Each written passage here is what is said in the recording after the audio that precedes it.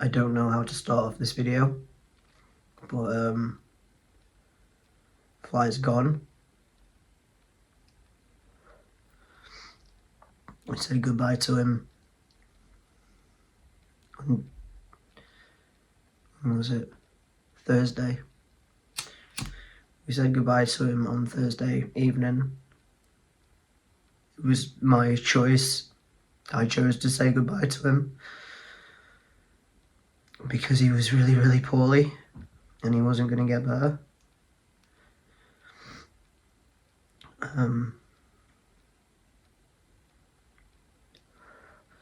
What we thought was kennel cough.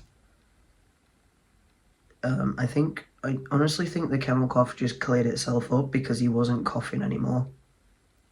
I think he started with the kennel cough last Monday. Today's Saturday. He started coughing.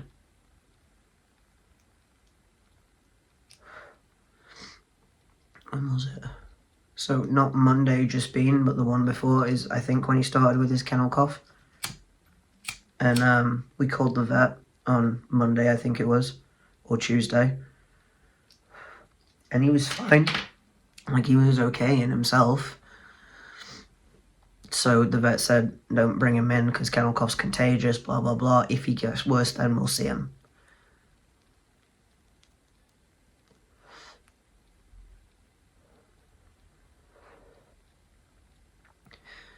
So he was okay. He just had a bit of a cough, was feeling a little bit sorry for himself. And he was fine up until he was eating, up until Saturday night, I think. I'm not sure whether he ate his treats in the morning. Every morning I put him treats down in his snuffle mat and he eats them, and, you know, that's how we start the day.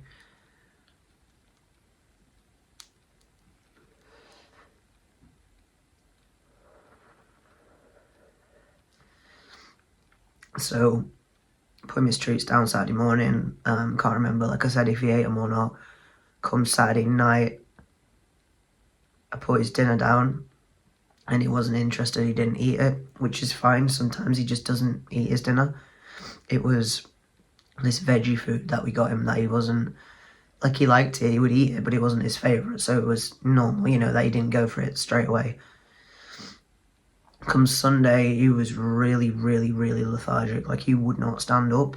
He would still go outside to piss and stuff, but he didn't want to know. Like, he wouldn't even lift his head up. So Sunday night, we took him to the emergency vet and told her that he had kennel cough and all this shit. And she said, yeah, it looks like typical kennel cough. She gave him an injection. I think it was antibiotic, just to make sure. And I'm not sure what the second one she gave him. I think it was anti-inflammatory. And he had a fever of 40.6 or 0.7. I can't remember which it was, but it was very high, very bad.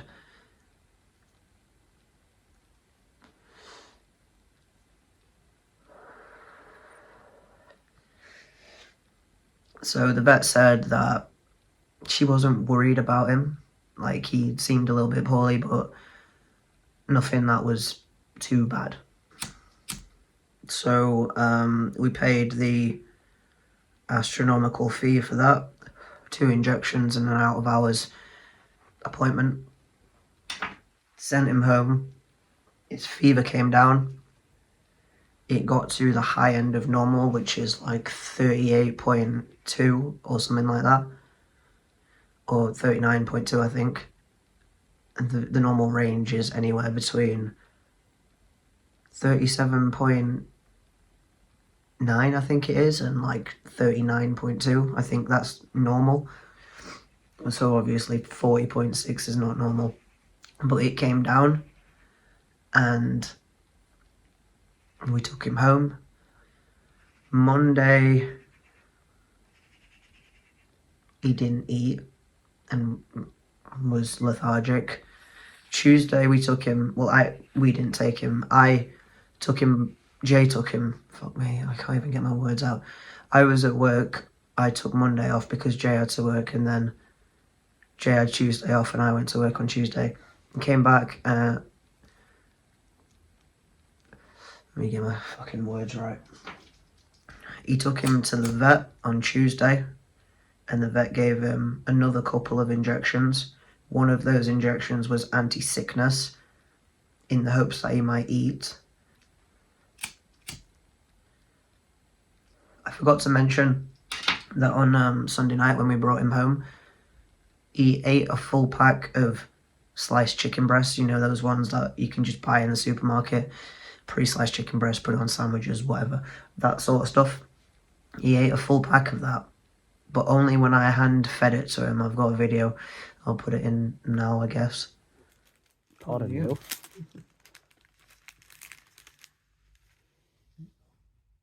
Oh boy. Oops.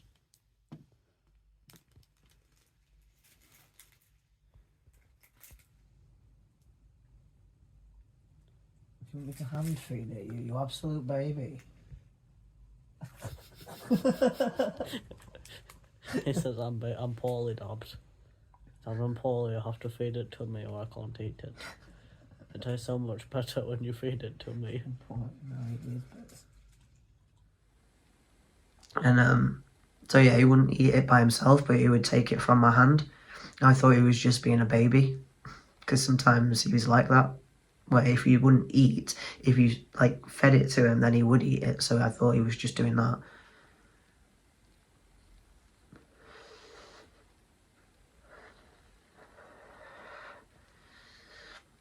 So again, back to Monday when he didn't eat it, and then Tuesday we took him back to the vet. Wednesday, he seemed to be doing a little bit better, which is what I don't understand. He was doing a little bit better. He was unsteady on his feet. But we bought 2 packs of this chicken, and he wouldn't eat it on Wednesday, or he wouldn't eat it again after that Sunday anyway. So we blended it up with some water in the blender, and we got this syringe. And basically what we were doing is, to make sure that he was eating, we were opening his mouth, putting the syringe in and squirting it to the back of his throat so that he would swallow it down and have something in his belly. And he managed to keep it down. He didn't throw up at all on Wednesday. We gave him his medication. But the thing is, right, the thing that is not making sense to me, and I don't understand. So on Wednesday night, we gave him his antibiotic. We dissolved it in water, same as we were doing with his food, dissolved it in water, syringed it to the back of his throat to make sure that he took it. We also gave him this anti-inflammatory called Metacam. And as soon as he had that, like, he was just so woozy and out of it, and like he couldn't stand up properly, and he was shaky, and like that just, I can't say for sure, nobody can say for sure, but as soon as he got that in him, he was not right. So, you know, I don't want to speculate anything, because it doesn't matter at this point. But as soon as I gave him that Metacam, he was not okay. And the vet on Thursday said that if a dog's already suffering from certain issues, I can't remember exactly what she said, but giving him the Metacam could exasperate those issues. And she said that he was poorly anyway. She said it wasn't the Metacam that sped up his issues. He was a very poorly dog. When I brought him in on Thursday, Thursday afternoon, 4 o'clock. He didn't want to stand up, but he could. He walked from the back of the vet's around the front and stood there for a minute. And when I took him into the vet's office, put him on the floor, he was doing all this really weird shit, like there was something wrong with his brain. The nurse, I keep saying nurse, it's wrong. The doctor, she said, the vet, whatever you want to call her, vet, doctor, person, she said something neurologically wasn't right. He was displaying all those weird signs of animals that have got something wrong with them. He was like underneath the table. If you've ever been in a vet's office, in the centre there's a table that you put the animal on to get examined. And underneath it there's like metal bars, and he was just walking into the metal bars trying to get to this woman. just trying to get forward to it, just like properly, fully walking into him on his neck and stuff. And then after she was like, come here, and moved him out of the way, he went into the corner. He did that thing that animals that just aren't right do, where they go into corners and they start trying to do all sorts of weird shit. And it was really, really fucking scary. His eyes were so dull, bugging out of his head and cloudy. And she said to me, he's a very poorly dog. He's the poorliest dog that she's seen in a very, very long time. They get a lot of sick dogs in clinic, but nothing like what he was. And I don't understand how it just went like that in the space of a night. Less than 24 hours, my dog went from showing signs of improvement to being put to sleep. And I don't understand why. Nothing makes sense. She said immediately, she said that she wanted to, he was very dehydrated, she did bloods, and then she put him on a drip straight away to put a very quick lot of fluid through him so that they could do some tests to see if he had this thing called, phone showing low power, this thing called Addison's disease, which is really, really rare. She said that 4 dogs in the past year have been diagnosed with it, so it is a rare thing where the body doesn't make any steroids, so it can make the dog very poorly. But if you flush them through with a quick dose of fluids and some steroid medication, they make a full recovery, and they have to be on medication for the rest of their life, but they're alive.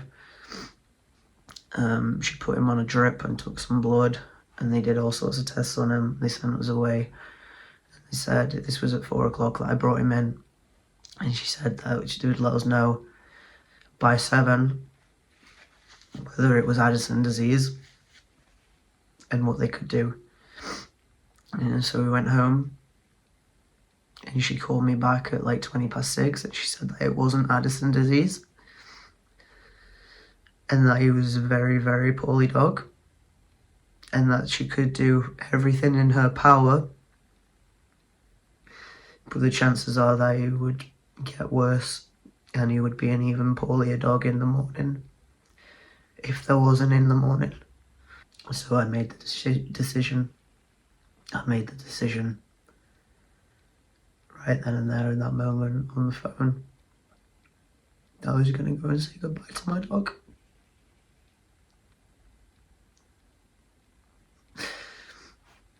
Because it would have been cruel. And this is the main thing that I keep telling myself. I keep telling myself this over and over in my head. A fucking mantra at this point. He was a very poorly boy, and he wasn't going to get better. And if I'd have left him there that night, he could have died, and he would have died alone. And if he wasn't alone, he would have died being prodded and poked by strangers that he didn't know. And it was not the cruelest. It would have been cruel to do that to him. But what I did, we went there, and he was in his cage. He took us to the back room where he was, and he was looking so pathetic, just laying there. And I walked in, and I opened that door, and I said, "Hi, buddy." And immediately he lifted his head up and his tail wagged. I haven't seen his tail wag in a few days because he's been so poorly. He lifted his head up and he looked at me and he wagged his tail. And I just took his head and told him how much of a good boy he was. I told him I was sorry. And I told him that it was okay. And I told him that he must know that it's okay. Because there's no way in hell that he would leave me if he didn't think that I could carry on.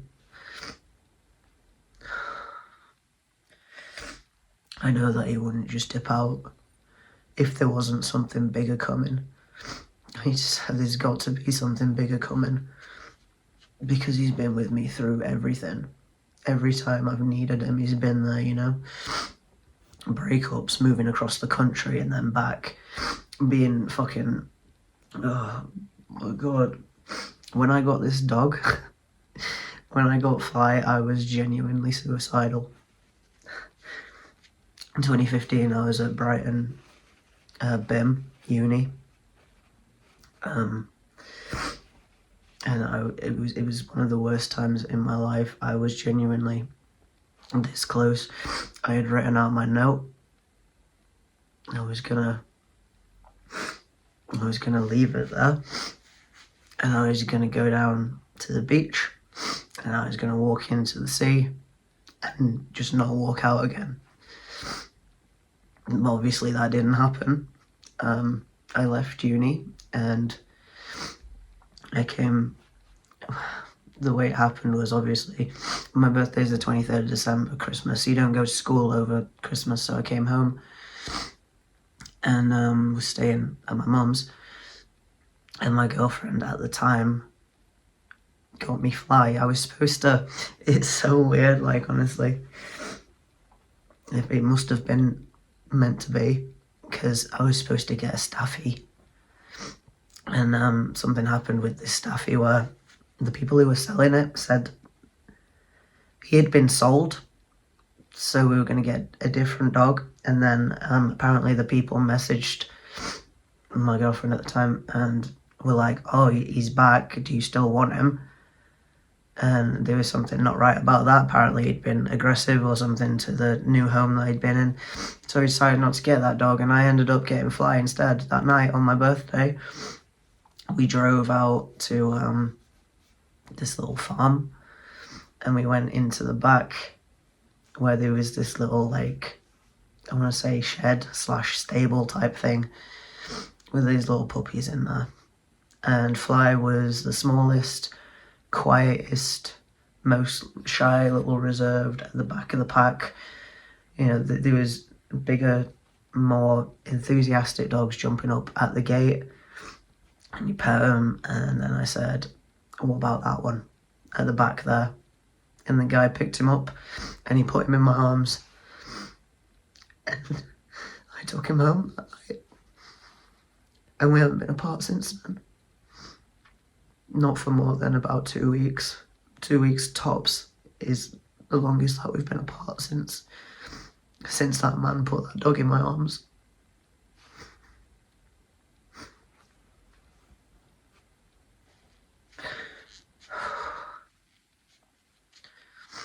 And before I got him, I'd had so many screaming matches with my mum. My mum didn't want a dog.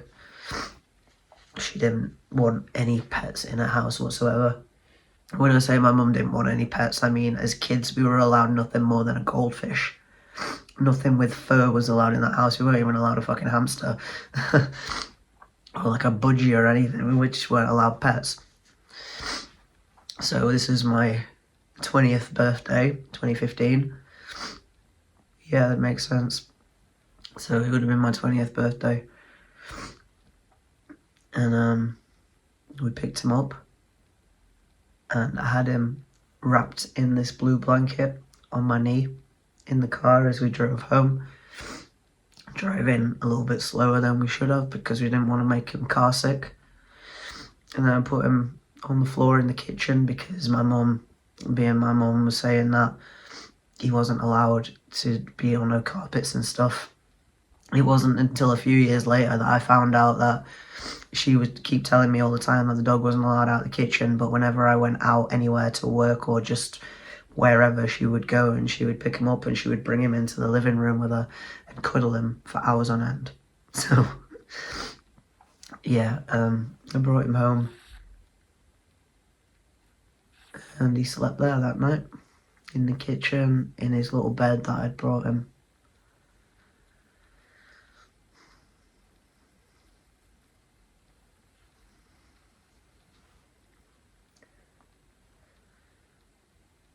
And then, you know, that dog's been through everything with me. Shortly after that, I left uni, I dropped out. I moved to Wales to live in a shitty little flat above like a greengrocer type place. And these fucking horrible people that hated me for no reason and hated my dog for no reason. And they just used to piss me off so much, bro. Like, there was cats around, and these cats would shit everywhere, and they would blame it on Fly. And it's so annoying. and they were just fucking horrible people, and the whole situation was just fucked. The people that lived below us, I'm saying, not people I was living, that's a different story for a different time. That relationship didn't work out, but I got my baby out of it. There was no way that I was leaving him in Wales. He came home with me. We started again. A year later, maybe, I don't even know if it was a full year, but in 2017, my dog found my mum's cancer. Now you might say, how the fuck did he find your mum's cancer? It could have been a coincidence, but they say that dogs know these things. My dog didn't jump up. I taught him never to jump up at people. It's just one of the things that I didn't want him to do. So he didn't jump, but for some reason he jumped up at my mum and he hit her in the chest on her left side, and he made a bruise. And my mum went to the doctors because there was like a lump underneath this bruise. She went to get it checked out, and it turned out that it was breast cancer. And even she said, she was like, that dog saved me. That dog found the cancer. And if it wasn't for him, we might not have found it, So she obviously went through all of her treatment and stuff. And while she was having chemo, I was there for her, snoozing with her. And after she had a mastectomy, he was so gentle, and he loved her, and she loved him. And he went through my mum's cancer, and then a year after that, 2018, when I came out as trans, started my transition. I started testosterone. I came out in 2017, but I started T in 2018. I was so worried that Fly would not recognise me, and that he'd think I was a different person and that he wouldn't love me anymore, but of course that didn't fucking happen. It's my baby, and he loved me, and he was with me through all of that. Fucking lockdown. And then Mum got cancer again at the end of 2020, died in 2021. I had him through that. I remember coming home from the hospice when my mum had passed away. I went upstairs. I'm pretty sure I sat on the dog's bed and he just came over and put his head in my hands. And we got through that together.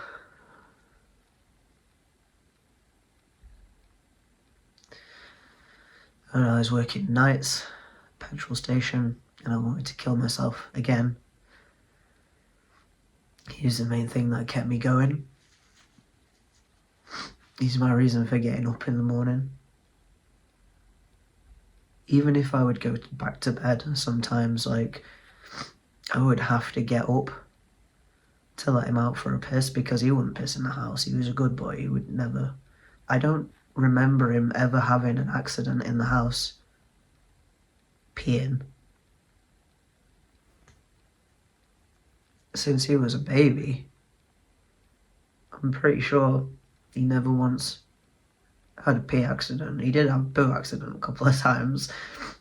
That's just when he was poorly or when he was a baby or whatever, but he never had any accidents. Because I would always make sure that I would let him out. I let him out every fucking hour. Pretty much, whenever I stood up, he would go outside. But yeah, he was my reason for getting up in the morning. Even if sometimes I would let him have a piss and then go back to bed, he would still get me up. I would take him out every day. Even if it was just for a 10-15 minute walk, he'd get taken out. And now I don't know what to do with myself. Everything in my life revolved around that dog, everything I did, everywhere I went, every decision that I made was, is Fly going to be okay? Can I leave Fly for that long? Is somebody going to look after Fly? Does he have everything he needs?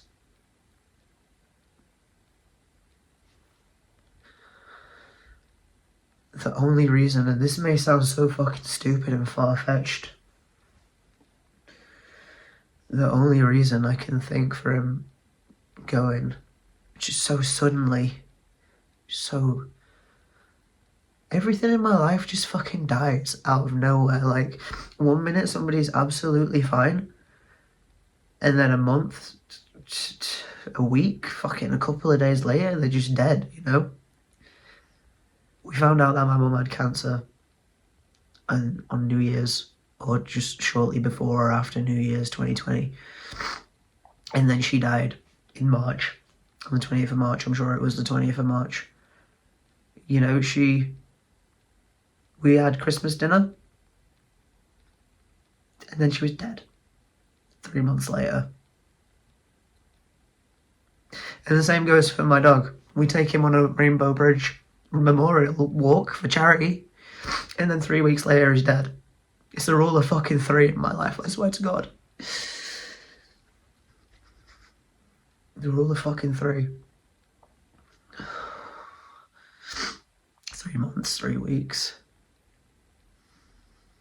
Next it's going to be 3 days. Who fucking knows?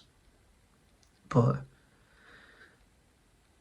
I can't deal with just these things just dying overnight, you know? I can't deal with it. I was thinking lately, in the past month or two, just how much I never got over my mum passing away, and how much I just keep it all inside, and how some days are completely fine, and then other days I want to pull my hair out, tear my skin off, and how I haven't gotten over it at all, really, in the past 3 years.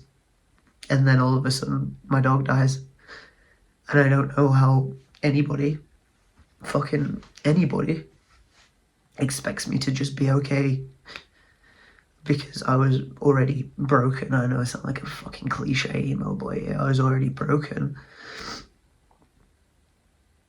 and it's like all those broken pieces that I was trying to hold together from when my mum died, and they were held together by Fly, and now there's no Fly. All those pieces are just everywhere and up in the air, and I don't even want to catch him. I just want to smash him some more. I don't even know what happened yesterday. I went into the kitchen and I broke 2 plates. I just went in there and I had the plate in my hand. I had been trying to eat and I couldn't finish what I was eating. I went into the kitchen to put it in there and I just fucking threw it on the floor. And then I picked up the pieces and I fucking broke them as well, and I grabbed another plate and I broke that. And then when Jay got home from work, I was just standing in the fucking kitchen with these broken plates.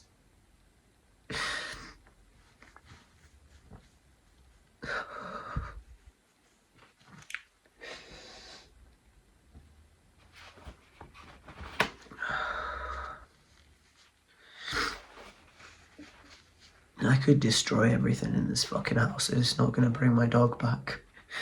And the only thing I can think about doing is just fucking... I said, I've been talking to my mum.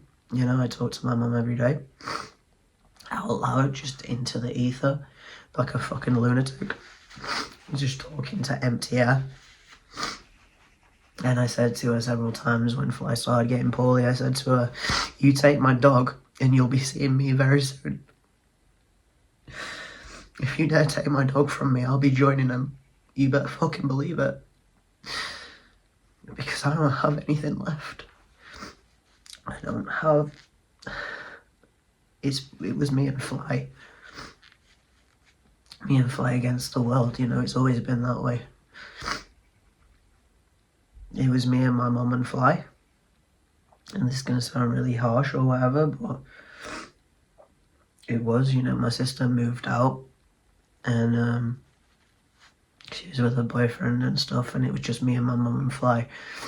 And then my mum passed away, and then obviously my boyfriend is there and moved in and stuff, but it's just me and Fly, you know.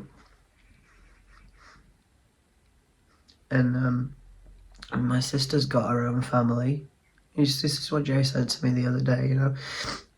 He said, you're not on your own. You know, you've got your sister, you've got your dad, you've got me. But Jess has got her own family. I rarely speak to my dad on a normal day, never mind now. And Jay's got his mum and dad, and I had Fly. And it was me and Fly, and now I'm alone. I'm alone and I don't have anybody. And that's what it feels like, and I know I'm not alone. But it was me and Fly. Whenever any scenario that I could picture, past, present, future, I don't know if anybody else has these thoughts. I don't know whether they're normal or not, but you ever think about if everything went wrong in your relationship or in your family or in your life, what would you do? Because I thought about this every so often, and no matter the scenario that I made up in my head, it was always me and Fly. You know, we could have been left alone in this house, me and Fly.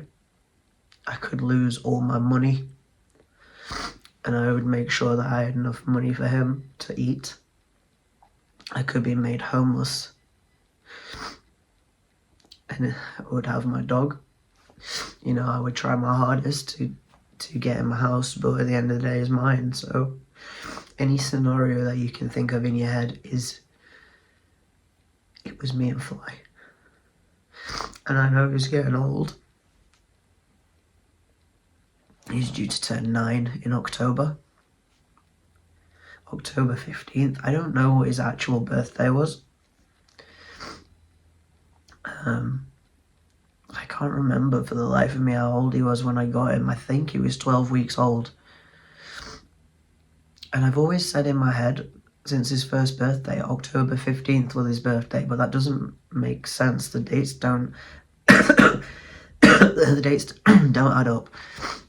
So I can't remember how old he was when I got him, but I want to say 12 weeks, something like that.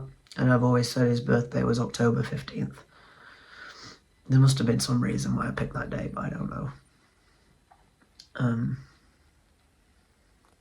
But yeah, I know that he was due to turn 9. I know that his joints clicked, but he was healthy and he was happy and he wasn't slowing down, you know. He was still go, go, go all the time.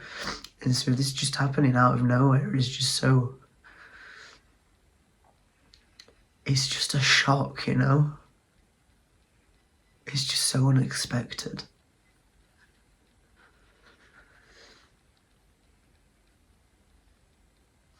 And I don't know what to do. You know, I was going to say I don't have any motivation, which is part of it, but also it's just because I don't know what to do. Without that dog, my entire life revolved around that dog. And as cliche, and I know I'm repeating myself now, I have to believe, I have to. Everything in my life that has ever happened, you know, he's been there.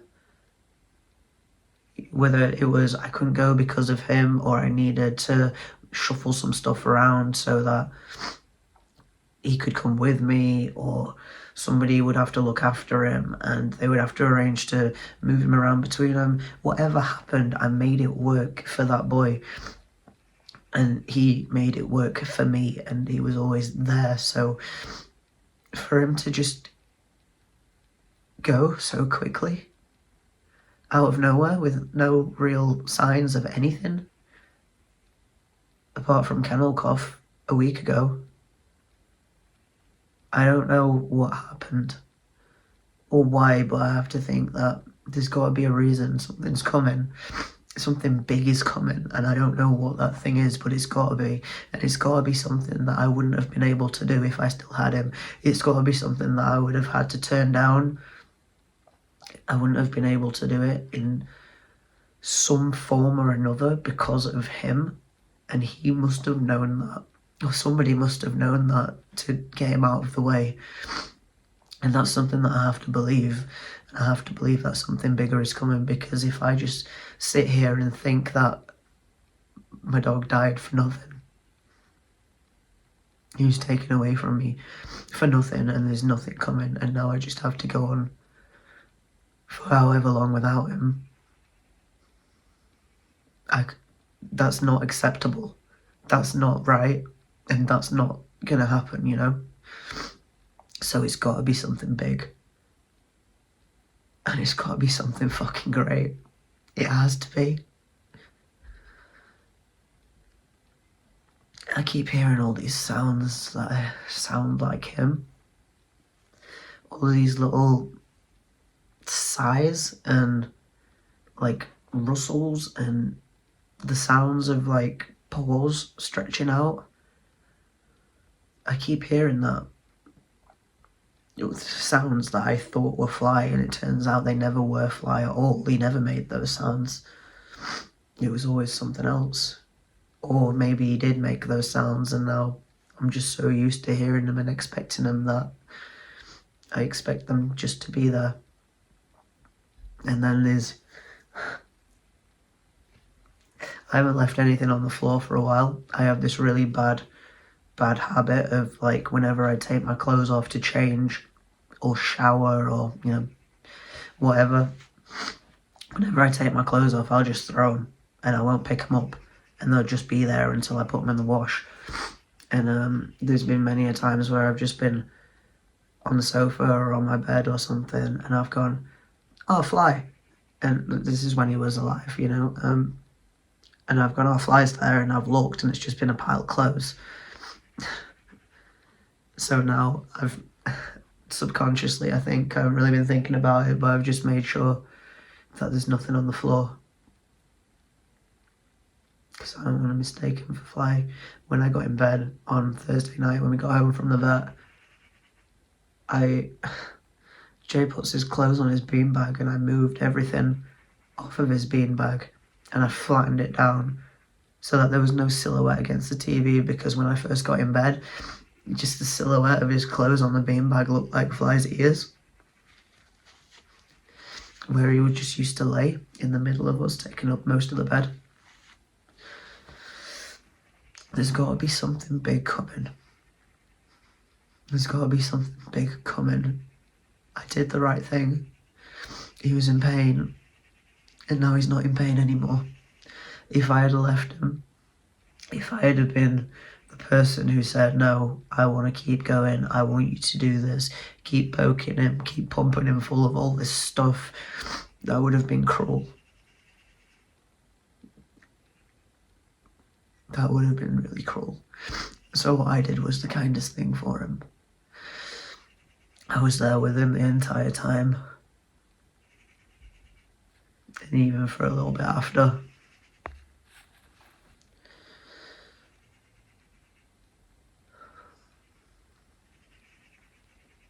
I guess that's it. I just feel sick all the time. And I don't know what I'm gonna do, if I'm being honest. I don't know what I'm gonna do.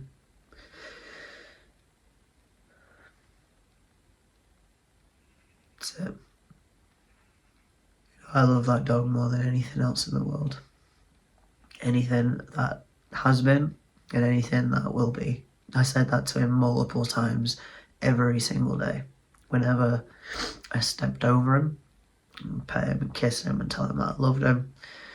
Whenever I would go out, bye buddy, see you later, I love you. Whenever I would come home, hi buddy, I love you, let's go, you know, sort of thing. I just hope he knows. And I know that it's going to be with my mum now. All dogs go to heaven. Whether you believe in heaven or hell or whatever, I don't know. I don't even know if I do. But there's got to be something, you know. And she must have needed him more than I do at this point. And there's got to be bigger things coming. There has to be. There has to be bigger things coming, okay? I don't know what they are. I don't know when, and I don't know why.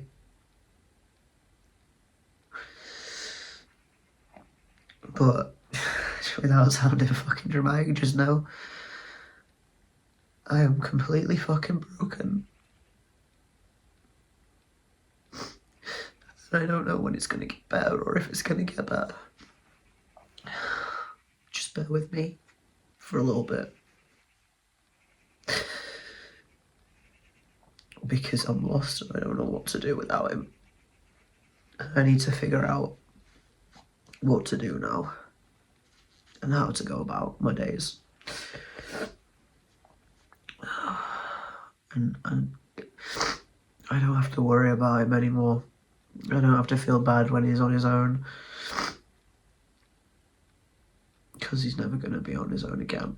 He's always going to be with my mum now. And she loved him just as much as I loved him.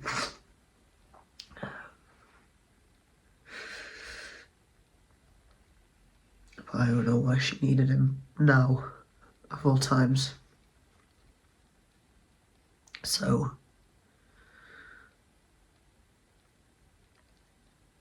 there's gotta be something coming. There's gotta be something coming. And that's it. There's gotta be. There has to be something big coming. So just watch this space. If you wanna,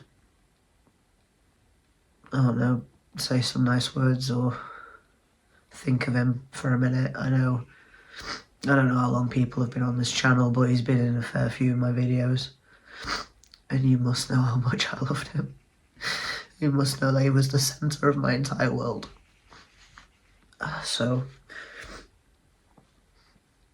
it's just a hole. And nothing to fill it.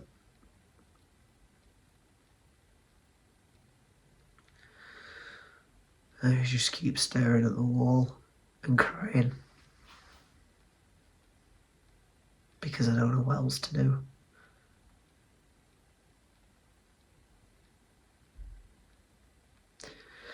I'm trying so hard not to get drunk because I know that's not going to help. And I know that throwing up's just going to make me feel worse. I haven't even been smoking that much.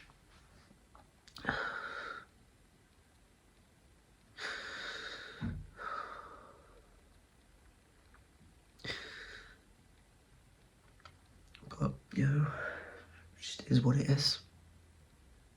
Nothing lasts forever. And everything gets taken from you at least the point where you don't think it's not going to happen. You know, it's always completely out of the blue when something like this happens.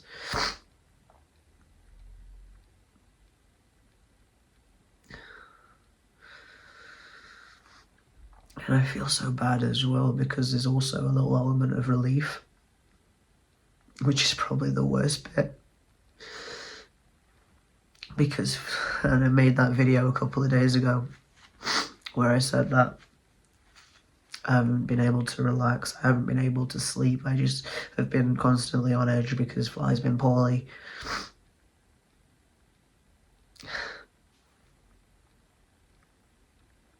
I got home from the vet on Thursday night.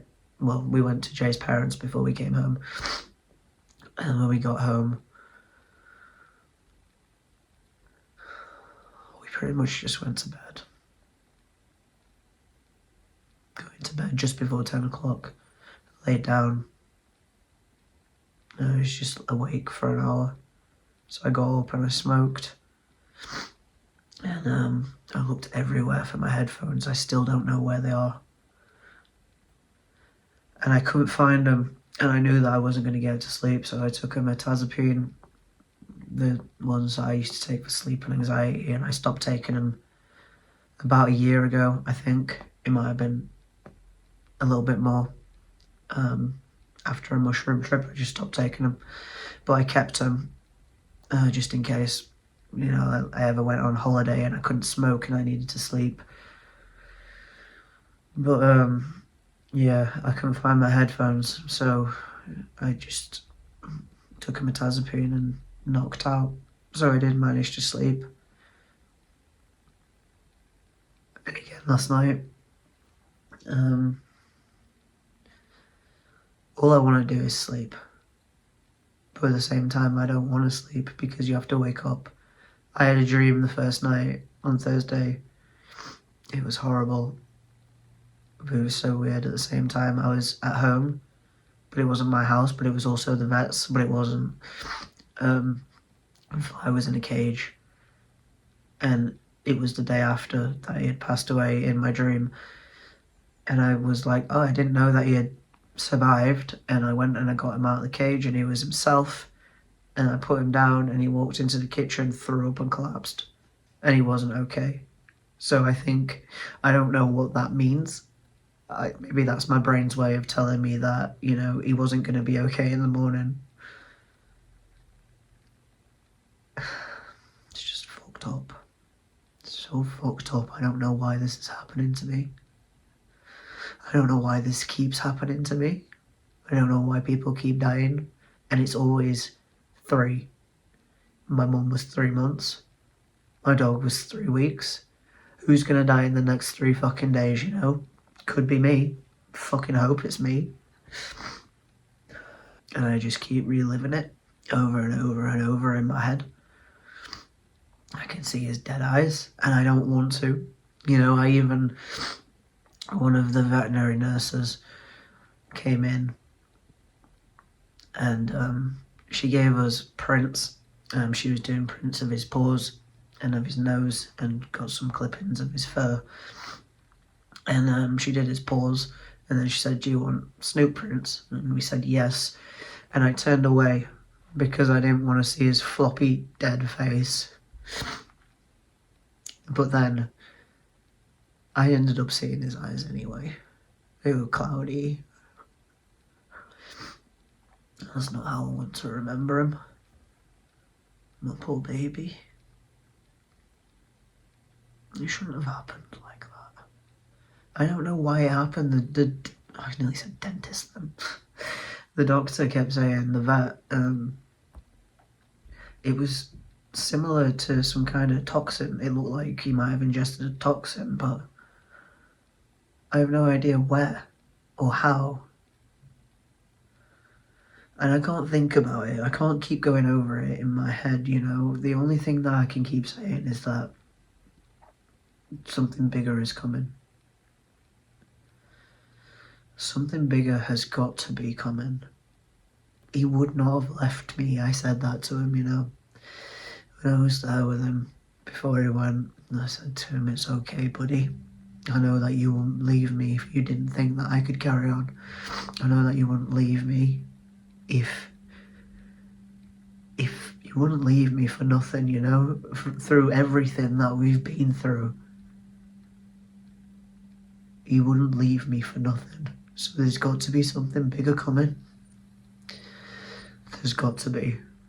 And that could be anything, you know.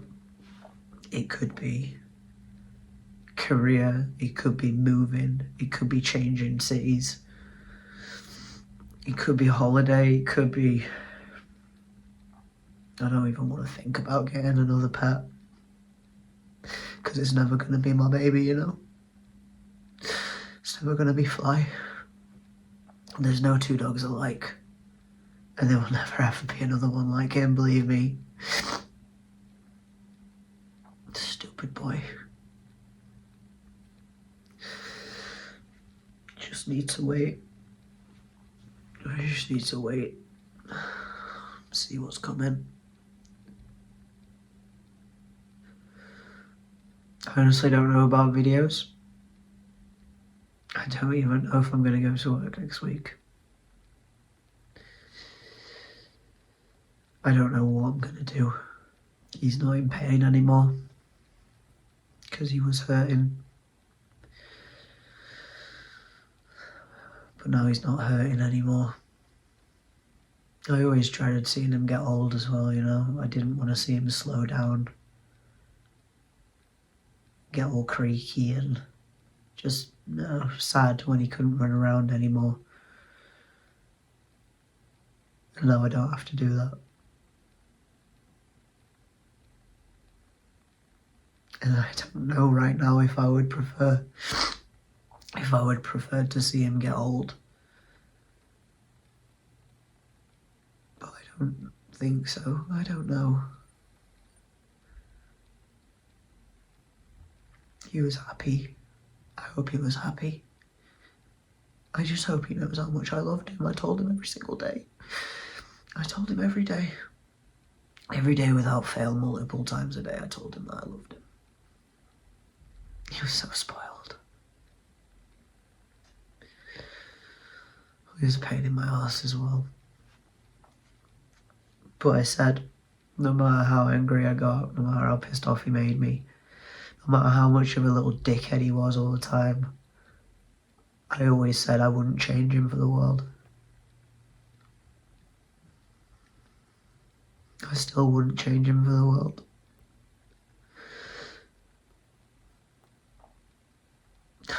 I don't have anything else to say, you know. I don't have anything to say to anybody, really. I know that sounds really shitty, but just people saying I'm sorry and people commenting shit and people asking, and I don't have the strength. I don't have the strength to reply to the people that I know in real life, so I don't know, sometimes it's easier to talk to people that you don't know. YouTube comments and shit, rather than people that you do know.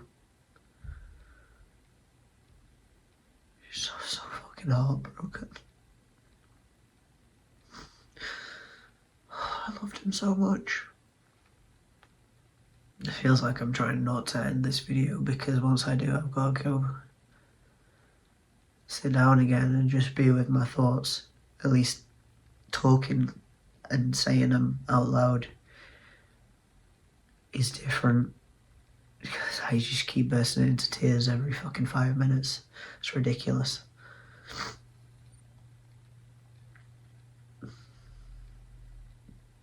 It's so weird, like it comes in waves. 1 minute I'll be alright, as alright as I can be, and I'll be thinking,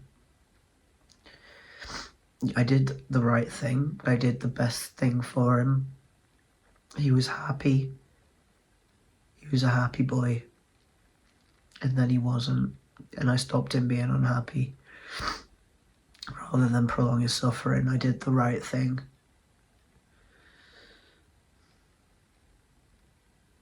But it doesn't feel right, you know, it just doesn't feel right. In a weird way, like it does, because the vet was so adamant, you know, she was lovely, but she was also firm by saying that she didn't say that he wasn't going to get better, and she didn't say that he was going to die in the next 24 hours, but she did say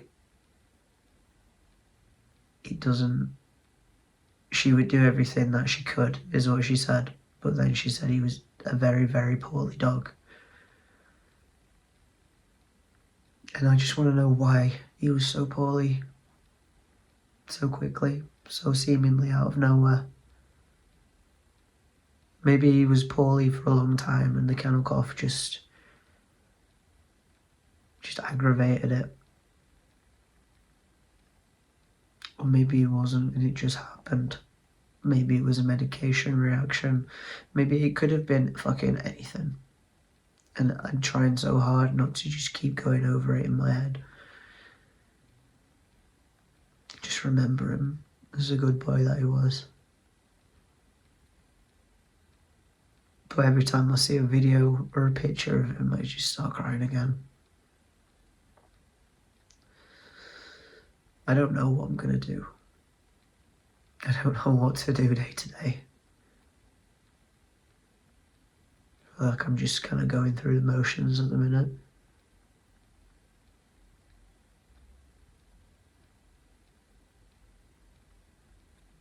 When the center of your universe is just ripped away from you, you can't really do anything anymore. Everything just makes me think of him, because my entire daily routine was set around him. Get up, let the dog out. Coffee, maybe watch something for a bit, shower, take the dog for a walk, come home, make a video, chill for a little bit, take the dog for a walk, let the dog out every time you get up, entertain the dog, keep the dog busy. Dog's having a nap, go do something else.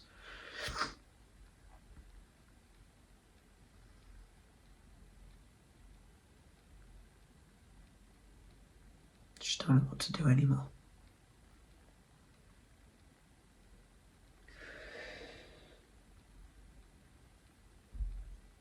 I don't have anything else to say. I'm just repeating myself. Because my brain is going around in circles, just repeating the same things over and over again. So obviously I'm repeating the same things over and over again. And everybody knows how much that dog meant to me, and nobody knows how to react to me.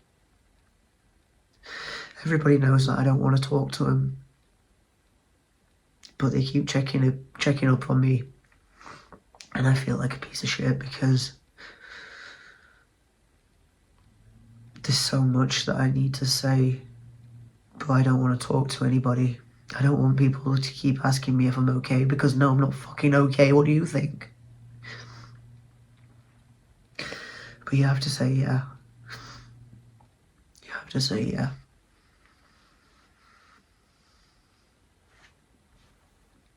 Because what am I supposed to say?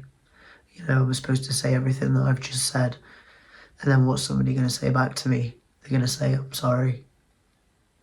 And I'm going to say, what the fuck are you sorry for? You didn't do anything. Nobody did anything.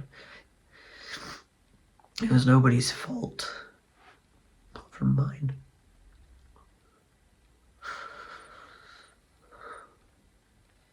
I killed him, but I did it for the greater good, you know?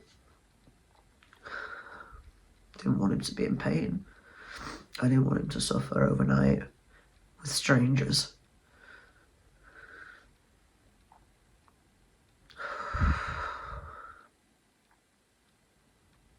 Nothing makes it better either. I'm just carrying around this toy in my pocket. Just constantly. He was so gentle with his toys. He didn't break anything. He didn't rip stuff up. With squeaky toys, he didn't like to squeak the squeaker because he thought he was hurting it. So he would just mouth his toys and just cuddle with them and stuff. This is his bedtime toy, is Nelly. My mum bought this for him.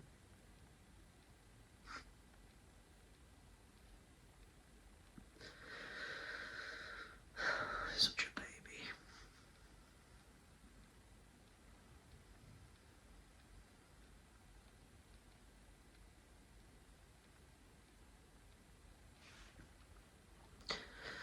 Again, I'm just repeating myself, and my phone's gonna die any second, so I guess